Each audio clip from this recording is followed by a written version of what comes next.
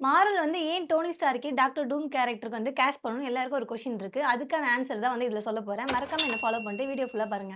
Iron man first பார்ட்ல டோனி ஸ்டார்க்க ஒரு ஹாஸ்டேஜா கொண்டு போய் வச்சிருப்பாங்க. அந்த இடத்துல எந்த பவரும் இல்ல டோனி வந்து ஃபர்ஸ்ட் ஒரு அயர்ன் மேன் சூட்ட ரெடி பண்ணுவாரு. அத நல்லா ஜூம் பண்ணி பார்த்தீங்கன்னா தெரியும்.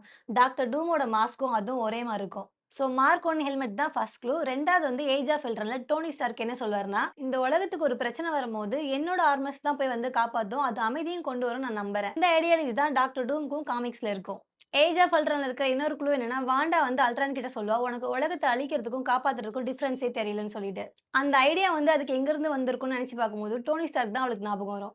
டோனி ஸ்டார்க் அப்பாவ வந்து நெறைய சூப்பர் ஹீரோஸ் வந்து கொல்றதுக்கு ட்ரை பண்ணுவாங்க. அதுக்கு பயந்துகிட்டு வந்து அவரு காட்டுல மறைஞ்சு வாழ்ந்துட்டு இருப்பாரு. அந்த இடத்துல தான் வந்து டாக்டர் டூம் வந்து பொறந்திருப்பாரு. ஸோ இவங்க 2 பேரும் பிரதர்ஹுட்டா இருக்கிறதுக்கு நெறைய சான்சஸ் இருக்கு. அதுதான் வந்து டூம்ஸ்டேல ரிவீல் பண்ணுவாங்கன்னு நெனைக்கிறேன். டோனி ஸ்டார்க் பத்தியும், டாக்டர் டூம் பத்தியும் உங்களுக்கு என்னென்ன க்ளூலாம் தோணுதுன்னு மறக்காம கமெண்ட்ல சொல்லுங்க. This is film John with Joe. Stay tune.